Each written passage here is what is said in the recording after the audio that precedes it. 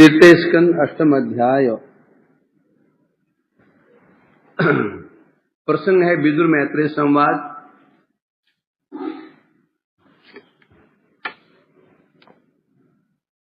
और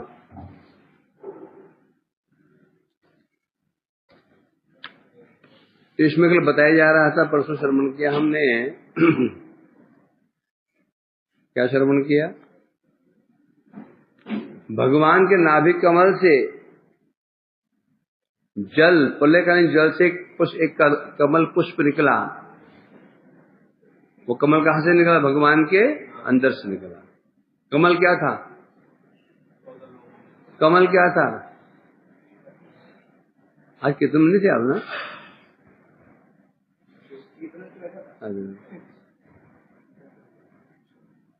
तो भगवान के अंदर जितने तत्व थे सूक्ष्म रूप में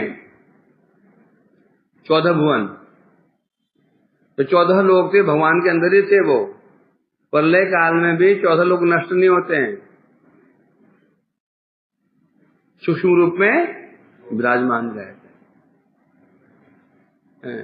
सूक्ष्म रूप में जब सृष्टि करने की इच्छा होती है, वही जो तत्व एक कमल रूप धारण करते हैं और वो जल से, प्रलयकालीन जल से बाहर निकलता है। वो कमल निकलता है उन नाभि से,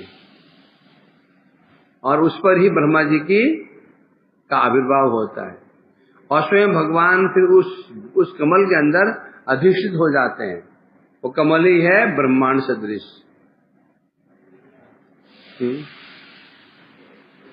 तो जब अब ब्रह्मा जी प्रकट हुए उस कमल के ऊपर, चारों जल ही जल और तूफान आंधी चल रही थी, प्रलयकालीन वायु। तब क्या हुआ? फिर क्या हुआ? ब्रह्मा जी उड़ गए तूफान में।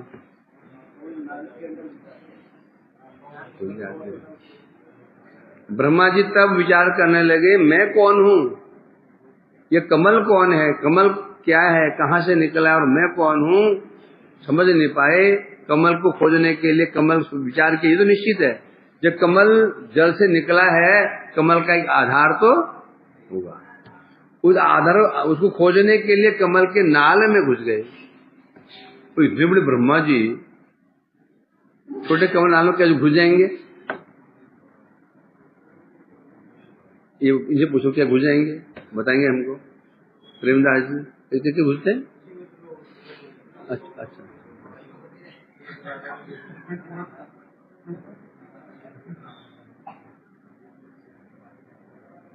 इसको लोग चलाओ, एग्जिस्ट चलाओ।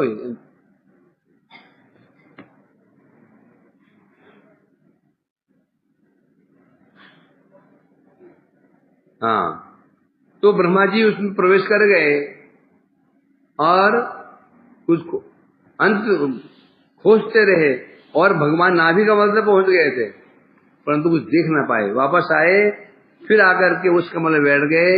फिर उन्होंने योग साधना का आश्रय लिया। उसके प्रभाव तब भगवान का दर्शन हुआ। तो उसमें जो स्वरूप था, भगवान का स्वरूप कैसा था, वो ये वर्णन किया जा रहा है ना? तस्यांश अंबोरुह कर्णिकायाम अवस्थितो लोकुम अपश्यमान।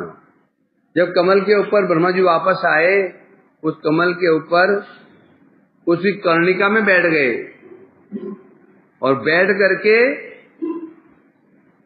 परिक्रमण व्योमनी विवृत्त नेत्र चत्वारि लेवे अनुदेश मुखानी, चारों दिशाओं में देखा। कुछ तो होना चाहिए। तो चारों दिशाओं में देखा तो उनके 4 मुख प्रकाशित हो गए। तत्पश्चात अब देख रहे हैं, तब उन्होंने दर्शन किया। क्या दर्शन किया? तस्माद् युगान्त श्वसनावघूर्ण जलोर्मि चक्रा सलिला विरूढ़म अपाशित कंजम लोक तत्वम नात्मद्वाह विदाद देव। तो उसमें ब्रह्मा जी विचार करने लगे हैं। बहुत पीछे बैग चले गए ना, रोल में कहा था 23 में 29 कौन सा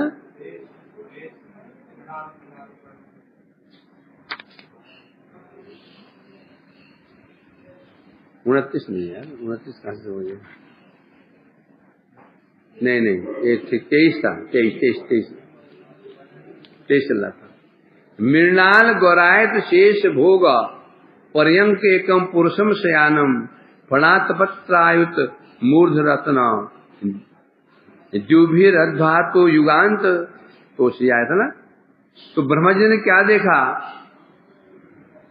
दर्शन किया,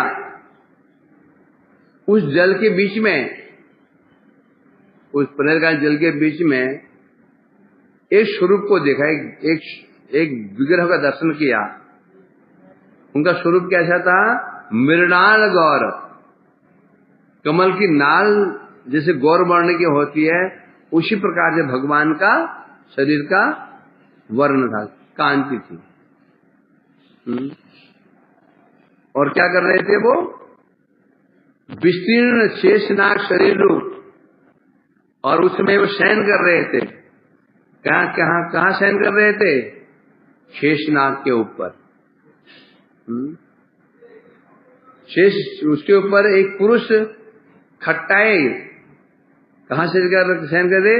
पर्यंकम एकम, शेषनाग जी थे, उस शेषनाग जी का शरीर कैसा है बता रहे? मृणाले न्याय। देखा कि एक नाग है शेषनाग, शेषनाग का वर्ण कैसा है? श्वेत वर्ण है, मृणाल वाल वल्लरी तरंग रंग दौलते। मृणाल कमल के नाल को मृणाल कहते। तो उस नाल के वर्ण के समान एक दिव्य विशाल शरीर था, वो शेषनाग थे। और शेष भोग पर्यंकम, और उस जो कैसा बता रहे हैं यहां पर, उनका शरीर कैसा था? पर्यंकम, एक खाट के समान था। खाट माने शैया। उनका जो शरीर था शेषनाग जी का, एक पलंग के समान था। पलंग माने खाट के समान था, विशाल। और उसके ऊपर पुरुषम शयानम, एकम पुरुषम शयानम, उस शेष रूपी शैया के ऊपर, खाट के ऊपर एक परम पुरुष शयन कर रहे थे, सो रहे थे। और धूप भी तो लगेगी, छत तो है नहीं है, छत थी वहां पे, तो अब मेरा अंदर सोएंगे नहीं। फिर क्या किया था? फणात पत्र अयुत मूर्ध रत्न द्युबिरहत ध्वांत युगांत सोए। और फिर क्या देखा उन्होंने? वो जो भगवान सो रहे थे, उस समय जो शेषनाग जी थे, उनके फणात तपत्र, तपत्र किसे कहते हैं? किसे कहते हैं? छाते को कहते हैं आतपत्र। तो बता रहे हैं उस समय जो शेषनाग जी के जो फन थे, वो कैसे थे? छत्र के समान। भगवान शयन कर रहे थे, ऊपर उनके ऊपर उन्हें छत्र कर, मतलब छाते की भांति, और फन उनके ऊपर फैले हुए थे। और छत्र वो कितने थे? वो अयुत फणा आतपत्र अयुत मूर्ध रत्न। वो शेषनाग जी के फण थे अयुत। अयुत मैंने असंख्य, हजारों फन थे। और उन फनों के ऊपर मूर्ध रत्न, वो प्रत्येक फण के ऊपर रत्न थे। जो नाग होते हैं, उनके ऊपर एक नागमणि होती है, वो दिखते कम ही हमें। कहानियों में आपको कहानियों में रह गई हैं। नागमणि होती है ना। वो मणि मिल जाए तो बस मालामाल हो जाए। सुनते हैं वो मणि जब नाग बाहर निकलता है, उस मणि को रख करके अपने शिकार खोजता है। उसमें कोई मणि ले ले उसकी, तो फिर माला माल बचेगा तो है। मिला था वो मणि किस बात है?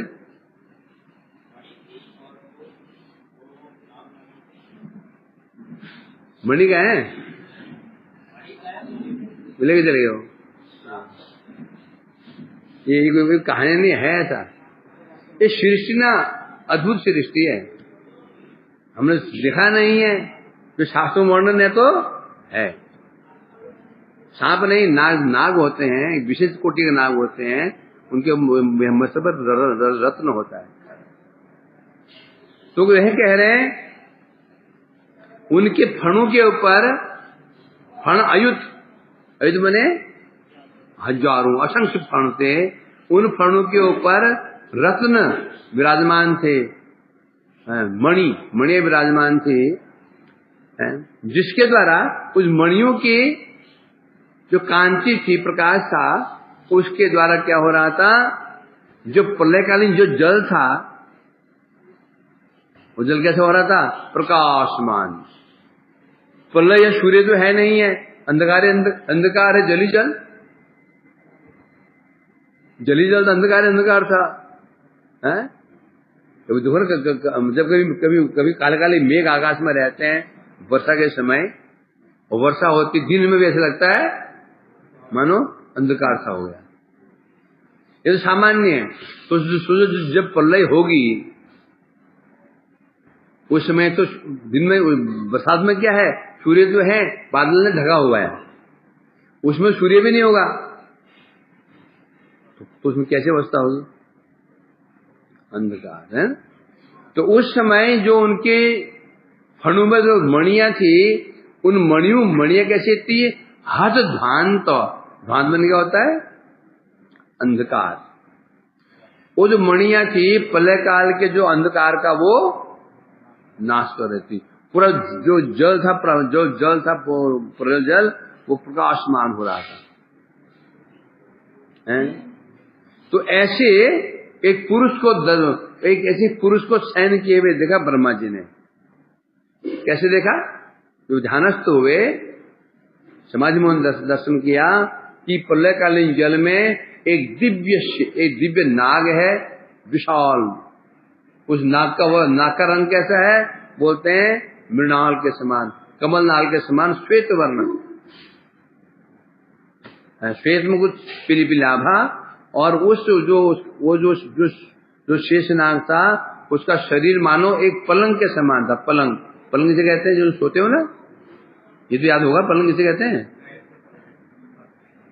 ये तो जानते पलंग किसे कहते हैं, ये तो हम जानते हैं, वो तो हम जानते हैं। तो उसके ऊपर एक पुरुष शयन कर रहे थे। प्रेक्षमाम क्षिपंतम हरितोपलाद्रे संध्याम भ्रनिवे रुक्म मूर्धु रतोन्धार रौषधि सौमनस्य वन्य सजो वेणु भुजांग्रे पांग्रे। और क्या देखा उन्होंने, ब्रह्मा जी ने? वो जो पुरुष जो सो रहे थे नाग के ऊपर, जो भगवान थे वो सो रहे थे। अब उनका सौंदर्य, अभी तो बताया गया जो शेषनाग जी थे उनका सौंदर्य क्या था। पहले सौंदर्य किसका देखा जाता है? आश्रय पहले, फिर आश्रित का। भाई घर कितना सुंदर है, रहने वाले कैसे हैं। पहले हम क्या देखते, गाड़ी को देखता है, फिर गाड़ी के अंदर बैठा उसको देखता है, वो कैसा है। तो गाड़ी इतनी महंगी है तो वो व्यक्ति कपड़े कैसे होंगे? ये व्यक्ति महंगे कपड़े पहन रहा है, गाड़ी महंगी है, तो उसके वस्त्र कैसे होंगे? हाथों में सोने की अंगूठियां होंगी, गले में सोने का हार होगा, है? अब बता रहे हैं जो उस पर शयन कर रहे थे श्री भगवान, उनका स्वरूप कैसे था? प्रेक्षमाम क्षिपंतम हरितोपलाद्रे। बता रहे हैं उस समय भगवान का शरीर एक पर्वत के समान विशाल सुशोभित हो रहा था। कैसे पर्वत? बता रहे हैं उनके शरीर का जो कांति थी उसको कांति के द्वारा मानो मरकत शिलामय पर्वत शोभा को तिरस्कार कर रहे थे। जो एक पर्वत होता है मरकत पर्वत कहते हैं, उस जो मरकत माने नील मरकत का अर्थ होता है जो है ना महामरकत मणि नीलमणि, तो नील पर्वत भगवान के शरीर का वर्ण कैसा है? नील वर्ण। मानो ऐसा लग रहा है भगवान का शरीर का जो वर्ण था वो कर रहा था जो मरकत पर्वत, जो पर्वत मरकत से बना हुआ है, मणियुक्त पर्वत से बना हुआ है, उस पर्वत की शोभा को भी फीका कर रहा था। जो मणि में पर्वत था कितना सुंदर हो सकता है, भगवान का स्वरूप इतना सुंदर था, अंग कांति थी, उस अंग कांति का आगे जो मणि जो मरकत पर्वत था उसकी शोभा कुछ भी नहीं। और वस्त्र कैसे थे? वस्त्र बता रहे हैं संध्याम अभ्र, संध्या अभ्र। वस्त्र कैसे थे बता रहे हैं उनके? संध्याकालीन मेघ परिधेय वसन रूप मरकत सुभार विस्तार कोरिते से। वस्त्र कैसे बता रहे हैं? जिस प्रकार से पर्वत होता है ना, संध्याकालीन मेघ उस पर्वत को घेरता है, उसी प्रकार से उनके वस्त्र कैसे हैं? पीतांबरेर शोभा। संध्याकालीन मेघ कैसे होते हैं? कुछ उनमें पीली पीली आभा होती है। जब सूर्य अस्त होते हैं ना, तो सूर्य अस्त होते हैं तो उस समय जो मेघ होते हैं उनकी पहले कुछ पीली आभा होती है मेघ की, फिर धीरे धीरे सूर्य अस्त में जाता है तो फिर कैसे हो जाता है? अरुण वर्ण। जब सूर्य अस्त होने लगता है, पहले जो बादल होते हैं, मेघ होते हैं, उनका वर्ण कुछ पीला, हल्का पीला हो जाता है, देखना इसको। और जब फिर धीरे धीरे जब सूर्य बहुत ही नीचे चला जाता है फिर हो जाता है अरुण वर्ण। तो भगवान के वस्त्र कैसे हैं? पीतांबर, पीत अंबर, पीले वस्त्र हैं भगवान के, है ना। तो मानो वो जो पर्वत है, मानो जो मरकत पर्वत था, ऐसे लगा मानो मेघों से ढका हुआ हो। भगवान शरीर कैसा हो गया? पर्वत के समान हो गया। और वो वस्त्र कैसे हो गए? मानो मेघ के समान। फिर पर्वत के ऊपर क्या रहते हैं? चूड़ा। पर्वत के शिखर होते हैं, पर्वत के शिखर होते हैं। क्या होते हैं? शिखर, चोटियां। तो बता रहे पर्वत शिखर देश से विचित्र स्वर्ण। अब जो वो स्वर्ण पर्वत है, जो मरकत पर्वत है, उसे शिखर किसके हैं? सोने के, स्वर्ण शिखर। स्वर्ण शिखर यदि हिमालय को देखोगे, तुमने देखोगे, दूर से देखोगे तो दूर से ऐसा लगेगा जैसे मतलब एक काला पर्वत है, उसके ऊपर मुकुट, स्वर्ण मुकुट। दूर से देखो तो हमने देखा है, दूर से देखा मैंने, पास में दिखेगा नहीं हो। दूर से जो पर्वत दिखता है पूरे हिमालय, पूरे में हिमालय बर्फ नहीं होती है, बर्फ ऊपर होती है। कभी जाओगे नैनीताल साइड में जाओगे, यहाँ से जाओगे, दूर से दूर देखोगे तो दिखता है वो, जैसे ऊपर से माने पर्वत ने, वो पर्वत के ऊपर क्या है? मानो मुकुट है। नीचे काला काला होता है पर्वत, ऊपर से वो जो बर्फ पड़ी हुई है, बर्फ चमकती है, मानो स्वर्ण मुकुट। तो जो मणिमय पर्वत है, इसके जो शिखर किसके हैं बोलते हैं? सोने के शिखर हैं। उसी प्रकार से भगवान का शरीर एक पर्वत सदृश हो गया। जो उनका मुकुट है, भगवान का जो मुकुट है, किरीट है, वो मानो पर्वत का शिखर। इसे किसे कहते हैं? उपमा अलंकार। अलंकार होते हैं अलंकार, बोलते ना, ये व्यक्ति कैसा है? ये शेर के समान है? ये कमर कैसी है? वो शेर के समान है। जंघाएं कैसी हैं? बोलते हैं कदली वृक्ष के समान है। राजा जी का है ना, कांति कंदिलिविंद नीलविंद निंदिनी, और राजा जी का है क्या? करिंद्र सुन दंडिका वरोहो शोभ गोरु के, है ना, करींद्र शुंड दंडिका, राधा जी की जांग कैसी है? करींद्र शुंड, हाथी की शुंड के समान। कहीं कदली वृक्ष कहा गया, कहीं शुंड, हाथी की शुंड हो ना, जो आकृति होती है, तो हाथी दिखेगा भाई, शुंड दिखेगा जो नीचे से छोटी ऊपर से बड़ी होती चली जाती है, एक प्लेन साइड में होती है, वैसी उनकी शुंड। तो वही कहते हैं, बता वही कहते हैं इसके उपमा अलंकार। जगत में देखते ना जितने उपमा, ये बिल्कुल गधा ही है। ये क्या है? उपमा है। ये भौंकता रहता है जिन कुत्ते की तरह। ये क्या है? उपमा है। बोल उपमा ये नहीं है, उपमा कहते हैं। तो उसी प्रकार बता रहे हैं यहाँ पर उपमा क्या दी जा रही है? भगवान का जो शरीर है मानो नील पर्वत, उस पर जो मुकुट है नील पर्वत की स्वर्ण चोटियां, शिखर चोटियां हैं। और क्या है उसके पश्चात? रत्न भी, और मुकुट भी कैसा है? रत्न खचित। जो मुकुट भगवान का है, मुकुट कैसा है? रत्न जड़ित, उसमें रत्न लगे, रत्न जड़े हुए हैं उसके ऊपर हैं। उसके पश्चात बता रहे हैं अब पर्वत से क्या निकलती है? जल की धारा निकलती है। पर्वतों में झरने भी कहते हैं हम, झरने निकलते हैं। और पर्वत में क्या होता है? औषधियां होती हैं। और क्या होता है? पुष्प के समूह होते हैं, पुष्प समूह होते हैं। और उसी पर बता रहे हैं वो यहां पर क्या हुआ? तो जल औषधि क्या है? जो मानो जो उस वृक्ष में, उस पर्वत में जो वन जो है ना, वनराजी, वनु का समूह है, मानो भगवान की क्या है? वन माला धारण कर रखी है। उसी पर बता रहे हैं यहां पर वेणु सकल बाहु रूपे। और जो पर्वत की जो उसके ऊपर जो बांस के पेड़ हैं, वेणु हैं, मानो वो भगवान की भुजाएं हैं। वृक्ष मानो भगवान के चरण कमल। जो बांस होते हैं ना, बहुत ऊंचे होते हैं, विशाल विशाल ऊंचे होते हैं। तो जो वेणु मतलब बांस, जो बांस के बने मानो भगवान की भुजाएं हैं। और जो छोटे वृक्ष है मानो उनके क्या है? चरण कमल।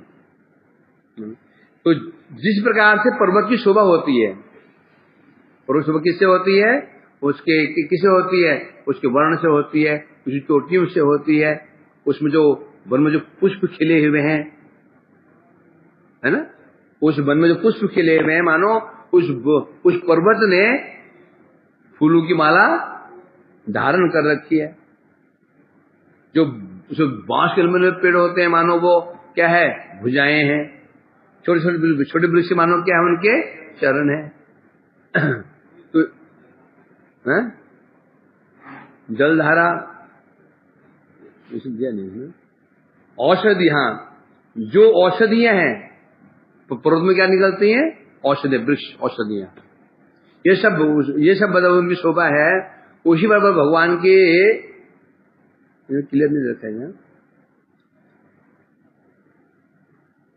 टीका में बताएंगे इसको।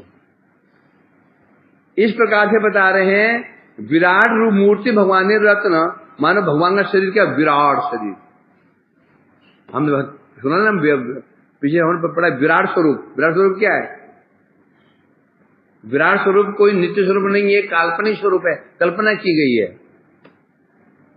मेघ भगवान के केश, सिर, पाताल भगवान के चरण, नदियां भगवान की नाड़ियां, अस्थियां भगवान की, जो अस्थि भगवान पर्वत के क्या क्या है? पर्वत के टुकड़े होते हैं। प्रस्तर, पत्थर बताया ना तुम्हें। ये सब क्या है? ये काल्पनिक स्वरूप है, मतलब इस पर भगवान शरीर इस कल्पना की गई है। जो घास पत्ते हैं जो भगवान के क्या है? ये रोए, वृक्ष इत्यादि सब बताया उसमें। कुछ वही बता रहे इस प्रकार से। तो इस प्रकार बता रहे हैं। तो भगवान का जो शरीर था उसका रंग था, जो रंग था, जो हरित पर्वत, हरित कहने से जो नील पर्वत है, उस पर्वत की शोभा को भी फीका कर रहा था। कौन देख रहा है? ये ब्रह्मा जी देख रहे थे। मरकत मतलब मरकत पर्वत, इसलिए कह रहे हैं यहाँ पर ये अलंकार बताया जा रहा है, जो इसको कहते हैं उपमा अलंकार। किसी व्यक्ति को उपमा के द्वारा हम उसका वर्णन करते हैं। वो कैसा था? बोला ऐसा था, वैसा था, उसका मुख चांद के समान था, उसका मुख कमल के समान था, वो देखने में ऐसा था, बोलते हैं ना। जब हम उपमा देते हैं समझाने के लिए, कि व्यक्ति को समझाना तो क्या समझाओगे, देखा तो है नहीं है, फिर उसको हम समझाना पड़ता है। मैं शिवाजी कैसे थे? बोलो शेर सिंह के समान थे, देखा तो है कैसे? मतलब जब शेर महा बलवान होता है और बड़ा फुर्तीला होता है, निडर होता है, ऐसे दहाड़ शेर की वहां दहाड़ते थे। क्यों बोला? शेर की दहाड़ सुनते हैं जितने भी पशु पक्षी होते हैं ना, पशु होते हैं, हाथी आदि भाग जाते हैं। ऐसे दहाड़ते थे, मने उनकी दहाड़ सुनकर जितने दुष्ट लोग थे, असुर, भाग जाते थे। इससे तुलना इसे कहते हैं उपमा देना। तो बता रहे हैं उनका शरीर कैसा था, अभी अलग बता रहे हैं। संध्या अभ्रनीव, संध्याकालीन मेघ जो पर्वत में जाते हैं ना, पर्वत में जो जाते हैं, पहाड़ों में देखा ना, मेघ जो होते हैं ना, पर्वत के बीच में होते हैं। मेघ कहाँ होते हैं? तुम जाते हो, तुम लगता है कि हम बादलों के अंदर आ गए, ये ना केदार बद्री गए ना, जाते हैं ना पहाड़ों में, तो दूर से हम जाते हैं, हम मन बादलों में घुस गए। मेघ जो होते हैं, जो बादलों के बीच में आ जाते हैं, मतलब मध्य में आ जाते हैं, बादलों के पर्वत के बीच में आ जाते हैं। निवी कमर होता है, मानो मेघू ने कमर पर कपड़ा बांध रखा है। हाँ, वो हो जाता है। तो इसे कह रहे हैं यहाँ पर। तो उसी प्रकार से बता रहे हैं जो भगवान का शरीर का वर्णन कैसा है। संध्याकालीन मेघ, जो मेघ उत्पन्न होते हैं, वैसे कुछ पीत, कुछ कैसे मेघ का वर्ण कैसा होता है? नील वर्ण होता है। वस्त्र कैसे? पीतांबर हैं। और शिखर कैसे? उनके रत्नमय शिखर हैं। तो भवन में मुकुट हो गया, सब बहुत बता रहे हैं इसमें। इस प्रकार से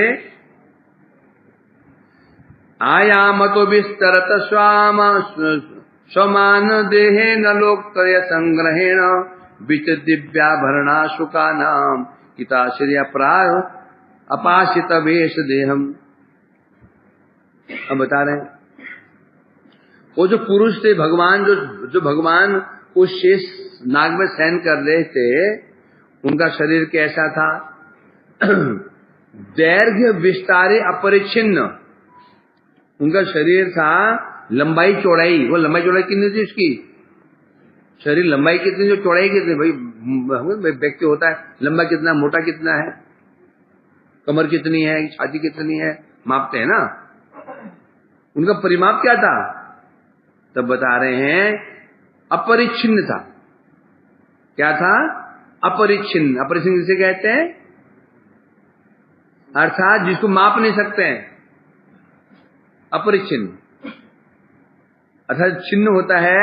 यदि मैं बोलता हूं मैंने ये टेबल 3.5 फीट का है, ये छिन्न हो गया, मतलब एक टुकड़ा बन गया, एक टुकड़े में आ गया, एक टुकड़ा बन गया है, इतना है। अपरिच्छिन्न मतलब जगह छिन्न ही नहीं है, यह कोई अंश ही नहीं है, अर्थात अपरिसीम। उसे उनका शरीर कैसा है, भगवान शरीर कैसा है बोलते हैं, उसका कोई परिमाप ही नहीं है। स्वर्ग मर्द पाताल ये लोग पे विराजित चलो। स्वर्ग मर्द पाताल ये तीनों लोगों में जो विराजमान है, उनका शरीर कितना बड़ा है बोलते हैं। स्वर्ग ये मर्द जहां रह रहे हैं ना, मर्द लोग है, ये स्वर्ग लोग है, और ये पाताल लोग है। ऊपर स्वर्ग, हम मर्त में हैं, ये पाताल, तीनों लोगों में विराज। उनका शरीर तीनों लोगों में है। उनका शरीर कहां पर है? तीनों लोगों में। ये पाताल, पाताल कौन सा है? सबसे नीचे। तल, अतल, वितल, सुतल, तलातल तसल पाताल, वहां जा आरंभ होना शरीर। ये मर्तलोक, स्वर्गलोक, इतना बड़ा वो शरीर है। इसे बता रहे हैं यहां पर। और क्या विशेषता बता रहे हैं? उन्होंने जो शरीर पर जो विभिन्न प्रकार के आभूषण धारण कर रखे हैं और वस्त्र धारण कर रखे हैं, और इस प्रकार से अब सौंदर्य को प्रकाशित कर रहे हैं। किसके सौंदर्य? उन्हें आभूषण पहन रखे हैं और वस्त्र धारण कर रखे हैं। वो क्या बता रहे हैं यहां पर? क्यों पहन रखे हैं? उन वस्त्रों की, आभरणों की शोभा को बढ़ाने के लिए। यन मर्त लोप एकम, श्लोक में है ना, भूषण भूषणांगम। हम आभूषण पहनते हैं सुंदर दिखने के लिए, श्रृंगार करते हैं, हार पहनते हैं, औरतें हार पहनते हैं, स्त्री पुरुष लोग घड़ी आदि पहनते हैं, है ना। क्यों पहनते हैं? सुंदर दिखने के लिए। भगवान कहते हैं भूषण भूषणांगम। आभूषण हमारे शरीर को विभूषित करते हैं, तभी तो क्या करते हैं? विभूषित कर देते, सुंदर बना देते हैं। परंतु भगवान में ऐसा नहीं है। आभूषण भगवान में शरीर में धारण किए जाते हैं, आभूषणों की शोभा बढ़ जाती है। तो इसलिए क्या यहां कहा जा रहा है क्या? विचित्र दिव्याभरण सुका नाम कृतश्रिया, अर्थात जो उनके जो अलंकार हैं और वस्त्र धारण कर रखे हैं, उन अलंकार वस्त्र की शोभा को भगवान बढ़ा रहे हैं। क्यों? कारण क्या है? उनका शरीर, उनका सौंदर्य कैसा है? स्वतः सिद्ध है। उनके शरीर को, भगवान के श्री अंग को अलंकार की जरूरत नहीं हो, जब जैसे हैं वैसे सुंदर रहते हैं। कपड़े पहने सुंदर, ना पहने तो भी सुंदर, नंगे रहे तो भी सुंदर, है ना। वराह वो शुकर रूप धारण कर लिया, शुकर रूप सुंदर। मछली बन गए सुंदर, कछुआ बन गए तो सुंदर। अब जब देखोगे, अब जो सुअर होता है, सुअर क्या सुंदर होता है क्या? सुअर सुंदर होता है? कहाँ होता सुंदर? कछुआ सुंदर होता है क्या? अब मछली कोई सुंदर भी होती है। जो अवतार लेते हैं, नरसिंह रूप, आधा शेर आधा मनुष्य। तो जो स्वरूप भगवान का है सब सुंदर है। वस्त्र धारण किए सुंदर, नाद किए तो सुंदर। अलंकार, नारायण अलंकार क्या होते हैं? दिव्य। और कृष्ण अलंकार क्या होते हैं? फ्री वाले होते हैं। वो जंगल में मिल जाते हैं। जो नारायण के, जो भगवान नारायण के, उनके अलंकार कैसे बनते हैं? कस्तूरी, चंदन, अगरू, और वो क्या होता है जो मिलता है ना, केसर, इनके उपटन से भगवान के अलंकार किए जाते हैं, अलकावली होती है। और कृष्ण किसे बनाते हैं? किसे बनाते हैं? गैरिक धातुओं से पत्थर घिसे, उसका एक हरा वाला बन गया, एक घिसा लाल बन गया, पीला, उससे कृष्ण का अलंकार किया जाता है। तो भी वो इतना सुंदर होता है, नारायण की पत्नी का मन हरण कर लेते हैं। तो लक्ष्मी जी भागी भागी पहुंच जाते वृंदावन में, ऐसा अलंकार। कभी तो कृष्ण का यहाँ गोबर के बन जाते हैं, गोबर के ही उनके ये अलकावले बन जाती है। हाँ, और बन जाते हैं, छप जाते हैं। तो गोबर क्यों बनाते हैं? एक गोपियां कहते हैं कृष्ण तू नाचेगा, लड्डू दिखाया और छिपा लिया। अब कृष्ण मन में लड्डू का जो लालची है ही है ना। अब लड्डू के चक्कर में दो ऐसे नहीं देंगे, नाचना पड़ेगा। तो नाच लेंगे क्या? नाच लेंगे। एक बार नाचेगा एक लड्डू, दो नाचेगा दो लड्डू, तो तीन चार जितना नाचेगा उतने लड्डू मिल जाएंगे। अब कृष्ण ने विचार किया, मैं तो एक ही हूं, ये सब विपक्षी के हैं। नाचूंगा 10 बार बोलेंगे तो तू 5 बार नाचा, गिनती कौन करेगा? मैं नाचूंगा कि गिनती करूंगा? निर्णय तो होना चाहिए भाई ना। मैं मेहनत करूं इतना, मिले कम, ये तो ठीक नहीं है। तो विचार करते करते गोपी ने फिर सामंजस्य कौन किया? गोबर ने समाधान निकाला। ऐसे करते हैं, एक बार नाचेगा तेरे सिर के ऊपर, यहाँ पर कपाल में एक गोबर की गोली चिपका देंगे। 2 बार नाचेगा, एक और चिपका देंगे। फिर वो गिन लेना निकाल करके, हाँ ये ठीक है, ये ठीक है, इसमें तुम्हें ठग नहीं पाओगे। अब फिर नाचते हैं, एक बार नाचे तो एक गोली चिपका दी, वो पूरा गोली गोबर हो गया। उसमें किस्म कैसे लग रहे होंगे? भद्दे, है ना? कैसे भद्दे लगेंगे? उनका सौंदर्य और निखर गया। वो इसलिए भगवान है वो। केवल सुंदर व्यक्ति ऐसे होता है ना, वो कोई कपड़े पहन ले, पुराने पहन ले, नए पहन ले, वो उनका स्वरूप निखरता ही है। कोई ऐसे होते हैं अच्छे कपड़ों को भी रेड मार देंगे, उनको पहना तो वो कपड़े बिगाड़ देंगे, और कपड़े भी, अच्छे कपड़े भी बेकार हो जाते हैं। होता ना, ऐसे होता है। देखा ना, जिन्हें ये जब कोई कंपनी कोई ऑर्नामेंट निकालती है, हार निकालती है, फिर उसको किसी मॉडल है ना, मॉडल को बनाते हैं, एक्ट्रेस को बनाते हैं। क्यों बनाते हैं? किसी बढ़ती सुबह, किसी बड़ी अलंकार की, समझा कि नहीं? अलंकार क्यों पहनाते हैं? कि अलंकार उसको सुंदर लग रहा है, उसके लिए लाख रुपए ले लेती है वो। ये तो झोपड़पट्टी में ले आती, 200 रुपए देगा, कोई भंगीन को ले आते, खड़ी हो जा, पहन ले इसको, अलंकार की स्वभाव चली जाएगी। तो जगत में जब ऐसा हो रहा है, कई ऐसे सुंदर पुरुष परिस्थितियां होती हैं, तो उनके शरीर में वो कपड़े बड़े सुंदर लगते हैं, वही सुबह कपड़ों भी बढ़ जाती है, तो भगवान कैसे होंगे? जगत में भी अलंकार और वस्त्र की शोभा बढ़ जाती है, कुछ व्यक्ति से बढ़ जाती है ना? तो भगवान कैसे होंगे फिर सोचो। तो इसे कह रहे हैं इस प्रकार से तो भगवान की स्थिति है। और कहां चले गए थे हम लोग? हाँ, अलंकार से वो इस प्रकार से बता रहे हैं यहां पर, उनकी शोभा को बढ़ाते हैं भगवान श्रिया। और क्या बता रहे हैं यहां पर? जब वेश की इच्छा भगवान करते हैं, भगवान के सत्य संकल्प हैं, जब जो स्वरूप की इच्छा करते हैं उनको वही स्वरूप प्राप्त हो जाता है। भगवान इच्छा करते हैं, बस भाई कार्य कौन करता है? उनकी शक्ति करती है, स्वरूप शक्ति है। पुंसाम छो कमाय विविक्त मार्गे अभ्यर्चिताम काम दुघांग्रि पद्मम प्रदर्शनतम कृपया लखेन्दुम अयूथ भिन्नांगुली चारुपत्रम।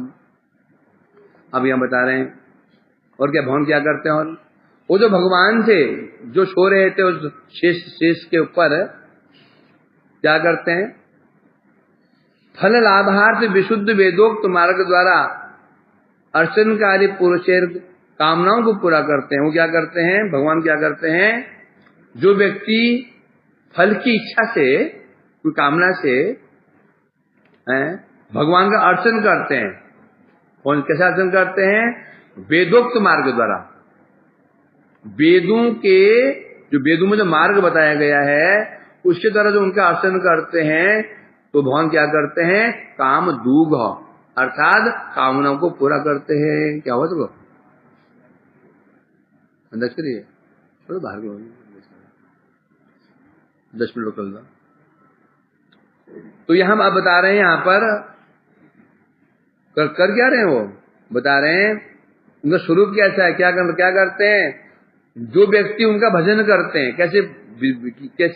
वेदोक्त मार्ग द्वारा। वेदोक्त मार्ग, उनका भजन यदि भगवान का होगा तो वेदोक्त मार्ग द्वारा। वेद कहने से श्रुति, स्मृति, पुराण, वेद द्वारा नहीं। वेद में तो यज्ञ ही कहा गया केवल, है ना? वेद कहने से श्रुतियों में, स्मृतियों में, पुराणों में जो मार्ग बताया है, पंचरात्र में जो विधियां हैं, उन विधियों के द्वारा जो उनकी पूजा अर्चन पूजा करते हैं, स्वीय काम लोग भगवान क्या करते हैं? उनकी कामनाओं का पूरा करते हैं। और इस प्रकार से भगवान उनके भी कहार चरण कमले नखेंदु प्रकाशित मानव अंगुली पत्र, और भगवान के जो नखेंदु किरण, जो चरणों में जो उनके अंगुलियां कैसी हैं, नखेंदु किरण प्रकाशित, अति जो नाखून, जो अंगुलियां हैं, अंगुलियों में जो नख चंद्र हैं, नाखून है, कैसे बता रहे हैं, चंद्र के समान है, क्योंकि उनकी चरणों की शोभा को अच्छे से बढ़ा रहे हैं। लोग करते हैं ना, वो नेल पॉलिश लगा लेते हैं, उसको करते हैं लोग, क्यों करते हैं? पैर को नाखूनों में पॉलिश भी लगा लेते हैं, नाखून क्यों बढ़ाते हैं? अंगुली की शोभा बढ़ती है, बेवकूफ। नाखून में लगाते हैं वो पॉलिश को लगाते हैं अंगुली की शोभा बढ़ाने के लिए, अंगुली शोभा से हाथ की शोभा बढ़ेगी। तो भगवान के जो उनके जो अंगुली दल हैं, उनमें जो नाखून हैं, वो नाखून अति सुंदर हैं। कैसे हैं बता रहे हैं, नखेंदु, नाखून इंदु माने चंद्र के समान हैं, जो उनके श्री चरण की शोभा को अत्यधिक बढ़ा रहे हैं। भगवान का जो ये अलंकार क्या है, नित्य है, उनको अलग से ये नेल पॉलिश लगाना नहीं पड़ता है, हम लोगों को लगाना पड़ता है। नाखून में लगाओ, पाउडर लगाओ, ढमकाना लगाओ, फलाना लगाओ। भगवान का स्वरूप क्या है, नित्य नवनवायमान रूप है, उनकी शोभा स्वतः प्रकाशित है।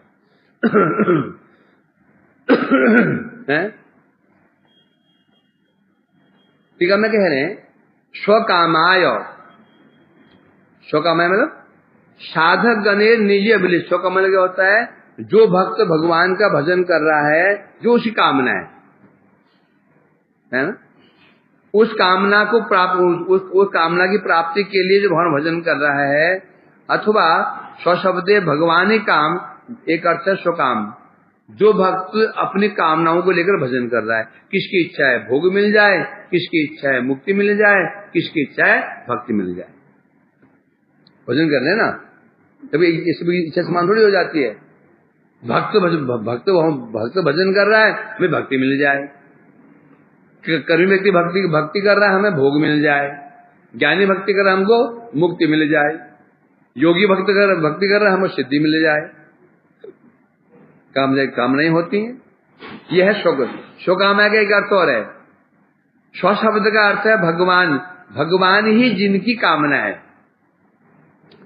कामना मतलब काम क्या होता है, काम किसे कहते हैं, अभिलषित वस्तु जो हम प्राप्त करना चाहते हैं। भूखे व्यक्ति के लिए काम क्या है, भोजन काम है, जो भोजन है उसके लिए काम है, अर्थात उसकी अभिलषित वस्तु को काम कहते हैं, है ना। तो बता रहे हैं भगवान क्या है, स्वयं ही भगवान काम स्वरूप है, अर्थात साध्य है। भगवान क्या है, साध्य। साध्य किसे कहते हैं, ये प्राप्त किया जाता है। दो अर्थ, पहला अर्थ ये लिया कि भगवान अपने भक्तों की इच्छाओं को पूरा करते हैं। दूसरा अर्थ यह है स्वकाम, भगवान स्वयं ही अभिलषित वस्तु स्वरूप हैं। जो भक्त क्या करता है, भगवान को प्राप्त करने की चेष्टा करता है। भगवान क्या बन गए, क्या बन गए हैं? भाई हम बाजार में जाते कुछ लेने जाते हैं तो वो हमारे क्या बन गया, तो बाजार में गए, दुकान में कुछ लेने के लिए जाते हो तो वो हमारी वो वस्तु क्या बन गई, अभिलषित वस्तु, काम, है ना। भाई तुम क्यों जा रहे हो, तो काम के लिए जा रहे हैं। क्या काम करने जा रहे हो, सब्जी लाने के लिए जा रहे हैं। सब्जी क्या हो गया, क्यों जा रहे हो, काम के लिए जा रहे हैं। क्या काम क्या है, वो सब्जी लाना है। क्या काम है, आटा लाना है। क्या काम है जी, वो दर्शन करना है, काम। एक अर्थ ये होगा कमला। भगवान स्वयं ही क्या स्वरूप है, बोलते हैं साक्षात भगवान स्वयं ही क्या है, अभिलषित स्वरूप है। तो ऐसे भगवान को जो प्राप्त करने के लिए चेष्टा करते हैं, अतः भगवान की कामना से जो भगवान का भजन करते हैं और सेवा द्वारा भगवान के सुख संपादन निमित्त, अर्थात सेवा के द्वारा भगवान को सुख प्रदान करते, एक अर्थ हुआ। भक्त क्या करता है, क्या करता है? सेवा करता है। क्यों करता है? भगवान को सुख देने के लिए करता है ना? कैसे करता है? विविक्त मार्ग, विविक्त मार्ग। महत्वपूर्ण इसका है, महत्वपूर्ण इसका महत्व इसका नहीं है कि गाड़ी कितनी महंगी है, कितनी अच्छी है, कितने फंक्शन है मोबाइल में, इसका महत्व नहीं है। मेन महत्व किसका है? कीमत प्राप्त कैसे करोगे? वस्तु अच्छी होती है, सर खेल किसका है? प्राप्त कैसे होगा? गाड़ी देख ली हमने, 20, 30, 40 लाख की गाड़ी है, देख तो ली, अच्छी है, जान पूरे फंक्शन जान गए हम लोग, जानने क्या होगा? यदि प्राप्ति का उपाय नहीं है तो बता रहे हैं, तो उपाय क्या है? विविक्त मार्ग। विविक्त मार्ग मतलब होता है, वेदों में जो मार्ग बताया गया, वेदों में कौन से मार्ग बताए गए हैं? कर्म ज्ञान आदि द्वारा अमिश्रित। यद्यपि कर्म की बात भी है, ज्ञान की बात भी, योग की बात भी है, परंतु जहां भगवान ही अभिलषित वस्तु है, वहां पर न कर्म काम करेगा, न ज्ञान काम करेगा, न योग काम करेगा। जहां केवल भगवान ही प्राप्ति के मतलब की प्राप्ति के विषय हैं, वहां पर कौन सा मार्ग है? विविध मार्ग में क्या होता है? ज्ञान कर्मादि अनावृतम। जहां केवल भगवान ही प्राप्त करने उद्देश्य है। भाई भजन क्यों कर रहा है भैया? तो भजन क्यों कर रहे हो भगवान का? कर्मी से पूछो क्यों कर रहे हो?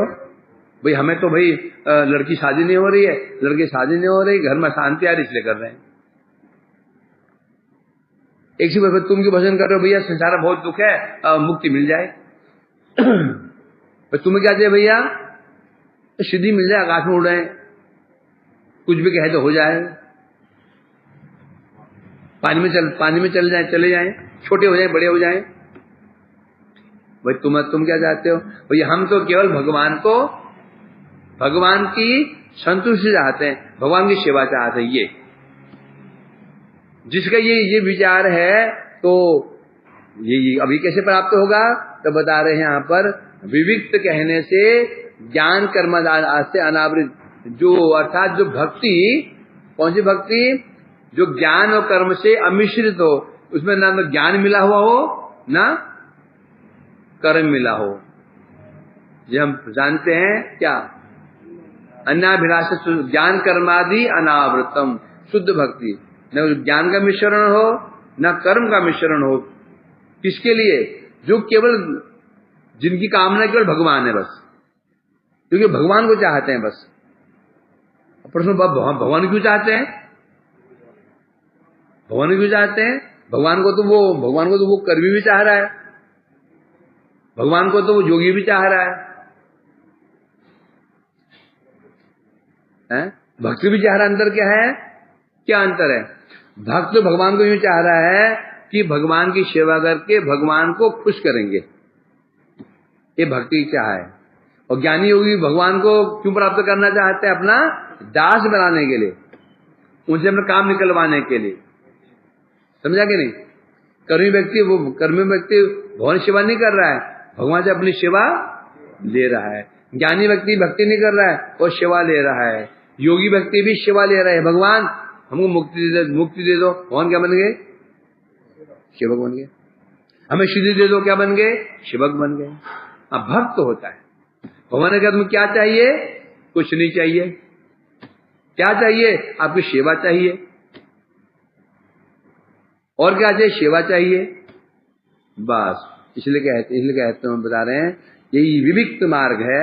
अर्थात भगवान प्राप्त करना चाहते हो तो किसके द्वारा होगा? बता रहे हैं, ज्ञान कर्म से अमिश्रित जो शुद्ध भक्ति है, उसके द्वारा ही। शुद्ध भक्ति में फिर कैसे होगी? वैद राग आदि, फिर दो प्रकार की प्राप्ति भगवान की होगी, एक वैद मार्ग से, एक राग मार्ग से। वैद कहने से ऐश्वर्य भाव। क्या तुम क्या चाहते हो? मैं चाहता हूं भगवान की सेवा करूं, हाथ जोड़ूं, स्तुति करूं। भाई तुम्हारे लिए वैद मार्ग है, विधि मार्ग है। तुम्हें क्या चाहिए भाई? हम तो चाहते हैं भाई उनसे कबड्डी खेले, कुश्ती खेले, लड़ा उनसे, पटके उनको, हैं, कभी उनको कंधे पे चढ़ जाएं, जूठा खिलाएं, खिलाएं, खाएं, खिलाएं, तो ठीक है, चलो भाई रागमार्ग, ये रागमार्ग है। इसलिए क्या इससे किसके अर्थ है ये? स्वकामाय विविक्त मार्ग। स्वकाम का अर्थ क्या लिया? स्व मने अपनी कामनाओं की पूर्ति के लिए, फिर स्वकाम मने स्वयं भगवान ही काम है, भगवान ही क्या बन गए हैं जिनके लिए, स्वयं भगवान ही जिनके लिए काम है। कैसे काम है? कैसे काम है? हाँ, भगवान चाहते क्यों है? वो भगवान को चाहता है, भगवान के लिए ही चाहता है। क्या बोला? भगवान क्यों चाहता है? भगवान को चाहता है, भगवान के लिए ही चाहता है। पिता पुत्र की सेवा कर रहा है, तो पुत्र पिता की सेवा कर रहा है, क्यों कर रहा है? पिता के लिए ही कर रहा है। तो है ना, सेवा क्यों कर रहा है? पिता की सेवा क्यों कर रहा है? और संपत्ति के लिए कर रहा है। बुढ़ा मरते समय मेरे नाम ही लिख के जाएगा सब कुछ, वही सिस्टम है। इसलिए स्वकाम का अर्थ है स्व मने काम, स्वयं भगवान ही स्वयं काम स्वरूप हैं, जिनके लिए, किनके लिए है वो? भक्तों के लिए। तो यहां बताई जा, इस प्रकार से बता रहे हैं। तो वो फिर कहते हैं काम दुघांग्री, काम दुघ अर्थात जो उनका भजन करता है, भगवान क्या करते हैं? उनके मनोरथ को फिर पूर्ण भी करते हैं, जो जैसा मांगे। यदि कोई भगवान को ही चाह रहा है भगवान की सेवा के लिए, उन्हें अपनी शुद्ध भक्ति दे देंगे, लो सेवा दे देंगे। और यदि चाहत है तो सुख संपत्ति आए घर में, कष्ट मिटे तन का, ओम जय जगदीश सहारे, उसको भी शहर में घुमाते रहेंगे। शहर में घूमो, शहर में ओम जय जगदीश सहारे, तुम शहर में घूमते रहो,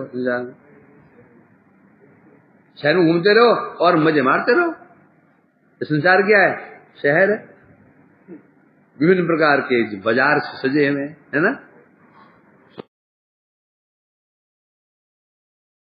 कहीं रस है, कहीं गंध है, कहीं स्पर्श है, ये सब दुकान सजी हुई, और हम इसमें बस बाजारों घूम रहे हैं, इधर में इधर में इधर में इधर में। इसलिए कहा जा रहा है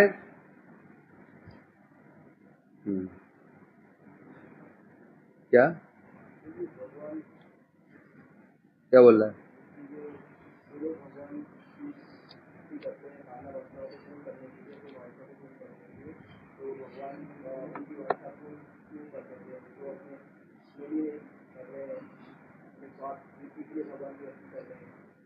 इसका प्रश्न है, भगवान का कोई भजन करता है, उसकी इच्छाएं, कामनाएं, वासनाएं जगत की क्यों पूरा करते हैं? वस्तु का धर्म होता है, वस्तु का धर्म होता है। जहर को यदि कोई व्यक्ति, तो जहर ने बच्चों क्यों मार दिया? वो तो बच्चा ही था, 6 महीने के बच्चे ने पिया, जहर को शर्म नहीं आई? बच्चा छोड़ दो इसको, आग ने बच्चे की उम्र 6 महीने, 1 साल बच्चे ने हाथ डाला, आग ने क्यों जला दिया? ये शर्म तो होनी चाहिए आपको। अग्नि देवता है, अग्नि देवता है, इतना निष्ठुर है। स्वभाव भगवान का भी एक स्वभाव, खाली हाथ लौटाएंगे नहीं, जो उन्हें शरण ग्रहण करेगा देंगे, खाली हाथ किसको, वो स्वभाव भगवान का स्वभाव है। अब तुम क्या चाहते हो तो डिपेंड करता है। भगवान को ही चाहोगे तो अपने को दे देंगे, नहीं तो क्या देंगे? कि स्वर्ग भेज देंगे। ध्रुव जी इतनी तपस्या के अंदर भजन किया उन्होंने, भगवान ने अपने आप को नहीं दिया, उनको दिया गया, उनको एक वैकुंठ दे दिया, तुम वहां रहो, अपने धाम लेके नहीं गए उनको, समझा गया नहीं? और प्रहलाद जी को अब धाम में लेके गए, ये अंतर पड़ता है।